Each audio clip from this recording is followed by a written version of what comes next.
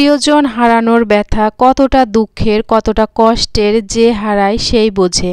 পৃথিবীতে এমন কোনো মানুষ নেই যে তার নিজের প্রিয় মানুষটাকে ভুলে যেতে চায়, কিন্তু বাস্তবতা তাকে ভুলে যেতে বাধ্য করে। এই পৃথিবীতে এমন কোনো মানুষ নেই যে তার প্রিয় মানুষটাকে হারিয়ে ফেলতে চায়, কিন্তু নিয়তি তার কাছ থেকে প্রিয় মানুষটাকে ছিনিয়ে নিয়ে যায়।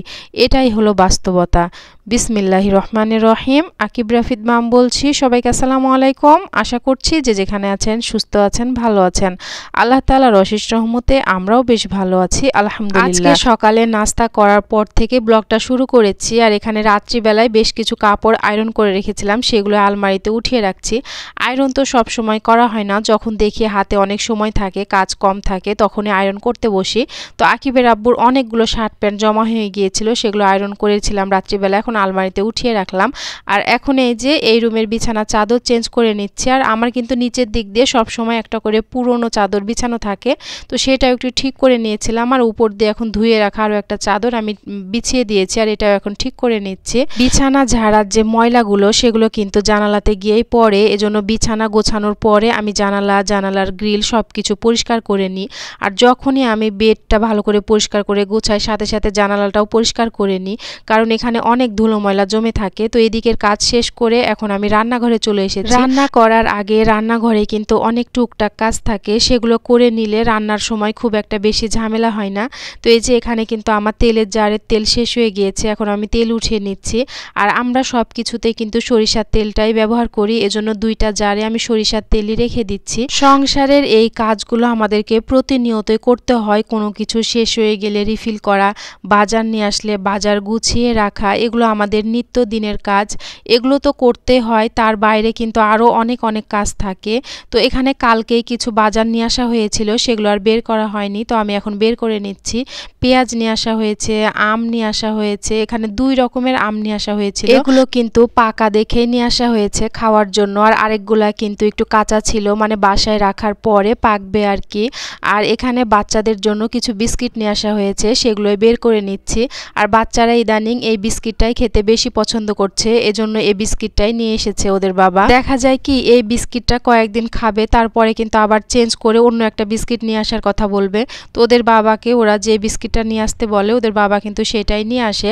আর এখানে ডিমগুলো আমি কালকে রাত্রেই ধুয়ে রেখেছিলাম, এখন ডিম রাখার যেই বক্সটা সেটাতে আমি সবগুলো ডিম উঠিয়ে রাখছি। আর রান্নাঘরে কোনো কিছু বানাতে আসলে আগে ডিমটারই দরকার হয়, ডিমটা খুব তাড়াতাড়ি শেষ হয়ে যায়। আর এখানে কিছু কাঁচা আম নিয়ে আসা হয়েছিল, সেগুলো এখন বের করে নিচ্ছি। তো আমাদের বাসাতে আমরা সবাই কিন্তু আম খেতে ভীষণ পছন্দ করি। তো আমার তো মাঝে মধ্যে মনে হয় যে এই ফলটা যদি সারা বছর পাওয়া যেত তাহলে আমাদের জন্য খুব বেশি ভালো হতো। তারপরে এখানে আমি ফ্রিজ পরিষ্কার করতে চলে এসেছি। আর ফ্রিজ কিন্তু আমি খুব একটা বেশি নোংরা করি না, হালকা পাতলা ময়লা হলে তাড়াতাড়ি আমি পরিষ্কার করে নিই, যাতে পরবর্তীতে ঝামেলাটা একটু কম হয়। দেখা যায় যে অতটা বেশি সময়ও লাগে না যখন হালকা ময়লা থাকে, আর বেশি নোংরা হয়ে গেলে সেটা পরিষ্কার করতে অনেক বেশি সময় লাগে। খুব ভালো মতো পরিষ্কার করে নেওয়ার পরে সব কিছু আবার জায়গা মতো রেখে দিচ্ছি। আর ফ্রিজ পরিষ্কার করার সময় আমি কিন্তু হালকা গরম পানিতে ভিনেগার আর লেবুর রস এগুলো দিয়ে থাকি, তাতে করে কিন্তু ভিতর থেকে সুন্দর একটা স্মেল বের হয়। আর বাইরের সাইডটাও ভালো মতো পরিষ্কার করে নিয়েছিলাম। কালো কালারের জিনিস তো খুব তাড়াতাড়ি নোংরা হয়, আর এটা পরিষ্কার পরিচ্ছন্ন রাখলে দেখতে খুব বেশি ভালো লাগে।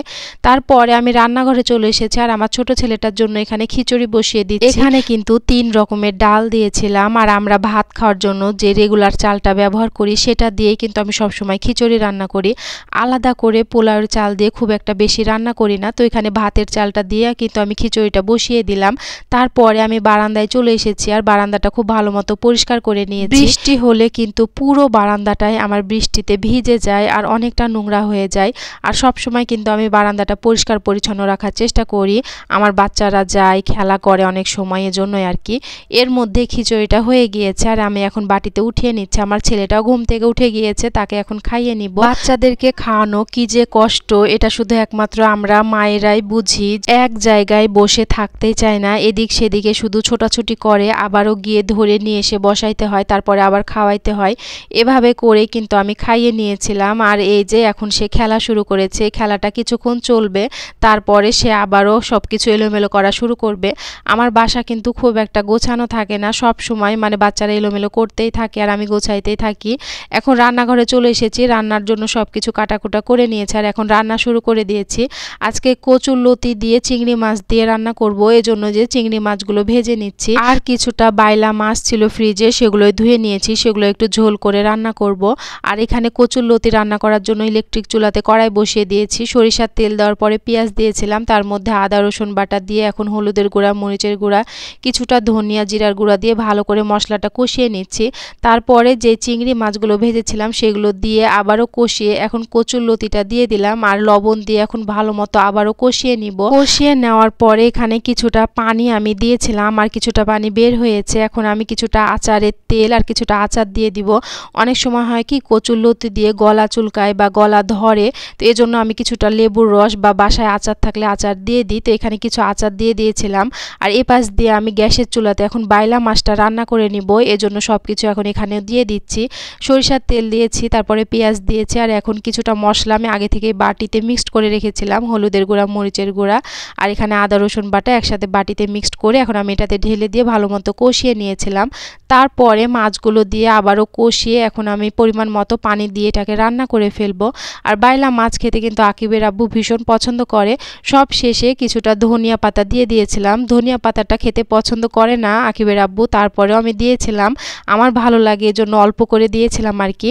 মাছটা হয়ে যাওয়ার পরে এখন আমি বাটিতে মাছটা উঠিয়ে নিচ্ছি আর এদিক দিয়ে কিন্তু আমার কচুরলতিটাও রান্না হয়ে গিয়েছে। এখন আমি কচুরলতিটাও নামিয়ে নিব। গত বৃহস্পতিবার মানে 18 তারিখ রাত 3টার সময় কিন্তু আমার নানি মারা যান।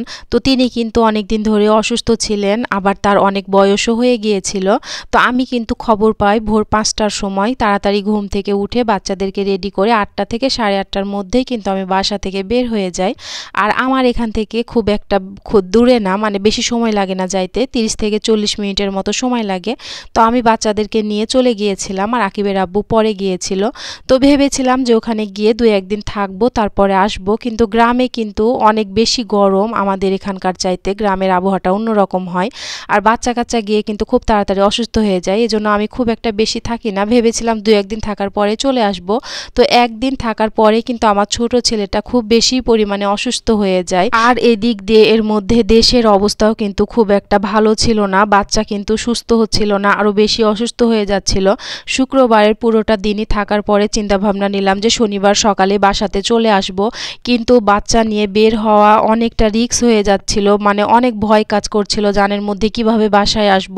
তো আকিবের আব্বু অনেক কষ্ট করে আমাদেরকে বাসায় নিয়ে আসে।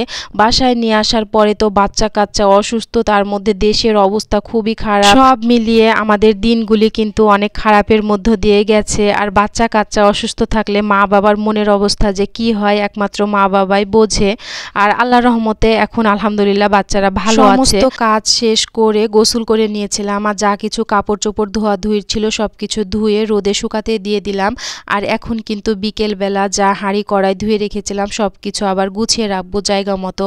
আর এই পৃথিবী থেকে যে বা যারা ইতিমধ্যে বিদায় নিয়েছেন তাদের জন্য দোয়া করা ছাড়া আমরা তো আর কিছুই করতে পারবো না। তো আমরা সব সময় তাদের জন্য মন থেকে দোয়া করব ইনশাআল্লাহ। মানুষের জীবনে দুঃখ কষ্ট সুখ শান্তি সবই আল্লাহ তাআলার পক্ষ থেকে আসে, তাই দুঃখ কষ্টের সময় ধৈর্য ধরাটা অত্যন্ত জরুরি এবং আল্লাহর উপর ভরসা রাখা। তো আমরা সব সময় আল্লাহ তাআলার কাছে দোয়া করব কোনো মা বাবার বুক যেন খালি না হয়, পৃথিবীর সকল বাবা মা যেন তাদের সন্তানদেরকে নিয়ে ভালো থাকে সব সময়। আমাদের সামনে কি ঘটবে, আমাদের সামনে কি হবে আমরা কিন্তু কেউ কিচ্ছু জানি না।